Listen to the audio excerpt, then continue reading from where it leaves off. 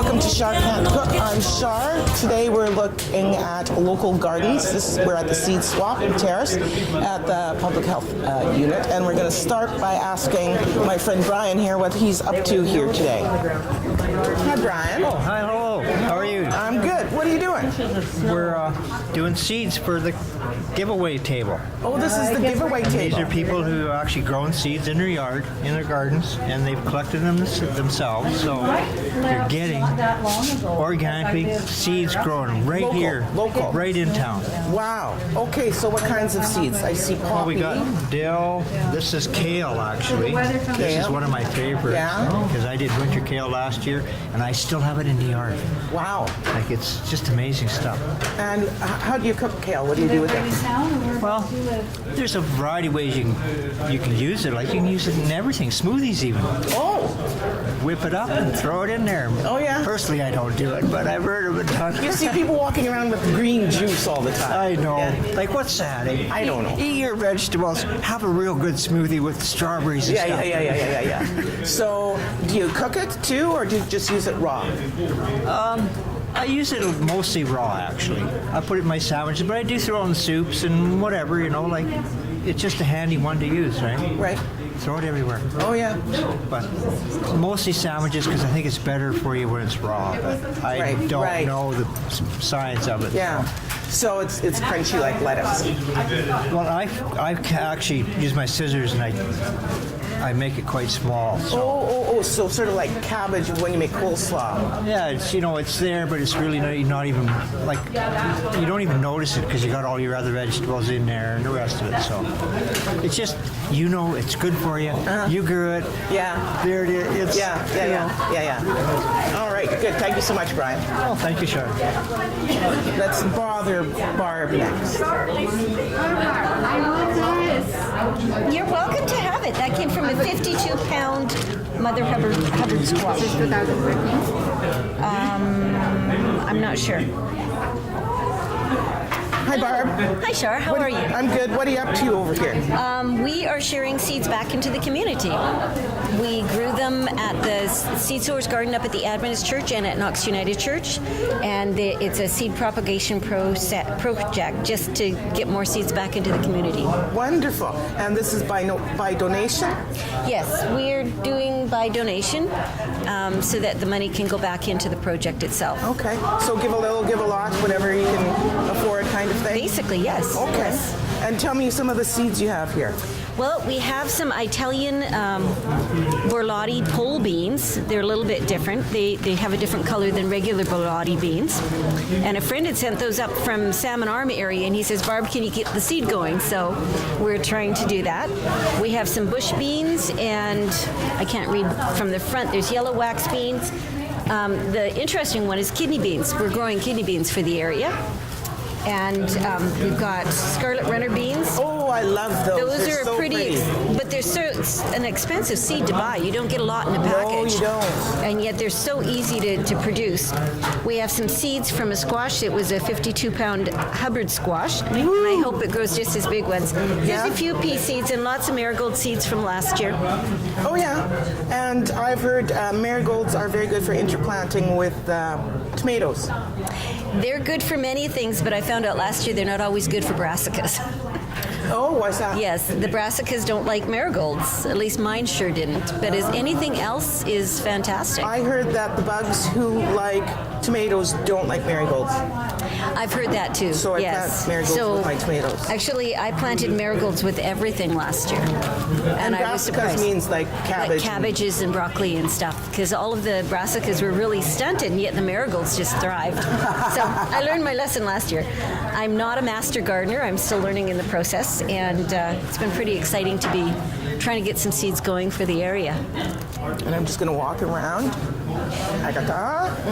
What else have we got here? Peas. I recognize peas. Peas and marigolds. There's a few other things in here. We've got some bleeding heart seeds. That's flowers. And there's some purple melva seeds, yes. And these ones were yellow wax beans. So, but we also have garden information, just simple how to start up a garden, how to do seedling trays, garden planting guides for timing when you should do what in a garden. Oh, that's helpful. And there's children's coloring books, just basic gardening pictures in here. Fun. And companion planting guides, just basic information that you need to get going. There's so many different methods of gardening. This is just one being presented. Right. And people can adapt it to almost anything. Right. Very good. Wonderful. Thank you so much, Barb. You're welcome. Okay. Let's see who we can talk to next. Hey, miss. Remind me your name. Valerie Parr. Valerie Parr. I know Yeah. that. Yes. Hi, how are you? I'm good. What are you up to here today? What are you doing? We are doing, I'm with the Greater Terrace Beautification Society, and this year is our 30th anniversary. No kidding. Yeah, and so one of the things we decided we wanted to do to celebrate 30 years is to do Communities in Bloom, which is an international program. Is that a competition? It is a bit. There can be winners, but we're participating to do it for our community, and see if we can kind of showcase where we're excelling and maybe look at where we can improve and get some community involvement and So Terrace Beautification Society, tell me the gardens that you're responsible for so people can sort of picture. Oh, yeah. Yeah, that one. I think the one that's the most visible for everyone is we do the main features at the Howe Creek Tree Park. So there's the berm at the bottom of Lanford Hill. Okay. And the berm at the bottom. The berm at the bottom. Everybody always thinks how beautiful that is. Yep. And then at the other end, we also do some plantings at the other end, and we maintain other parts of that park. We have Brawley Square. So this year, as part of Communities in Bloom, we're going to be doing some maintenance on there, repaint the umbrellas, and do some work on the planters and the benches. And we also maintain the bridge, what we call the Bridge View project, which is the little pull-out lookout at the end of the old bridge, and the four-way stop. There's a planting along there with the roses at the corner and a couple beds there. We maintain that. And finally, we do not finally, we actually do a lot. We do there's a planting at the bottom of the overpass, which is like a L-shaped planting there by New Floors, and we maintain that. And we also do the pocket garden beside, sort of close to Grace Fell on Lake Else. Oh, okay. And we do the farmers market planters. There's some seeded benching planters there. We maintain those. So we are very busy. We're a very small group, and we love new members. So, and the other two things we do, we have coming up is the Garbathon in about a month. It'll be April 24th.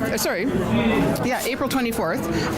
It's we partner with the City of Terrace and Skeena Wild to do that, and we have McDonald's is one of our main sponsors. They have been right from the beginning.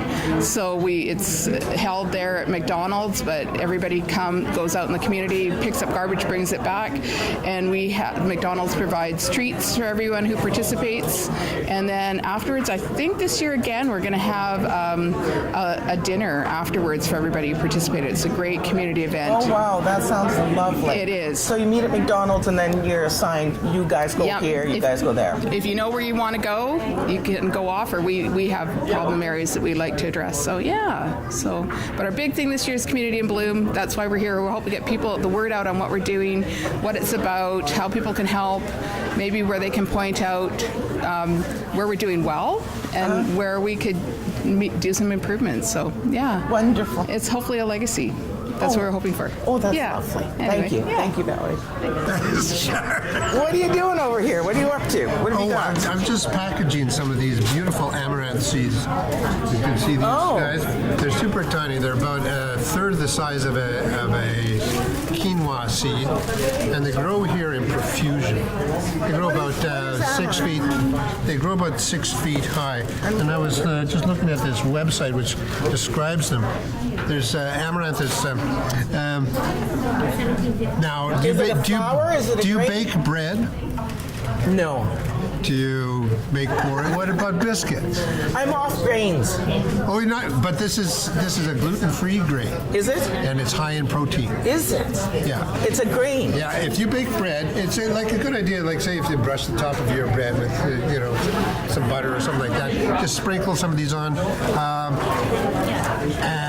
You could go up to about 10 or 15% of your loaf of bread with this as a substitute for flour.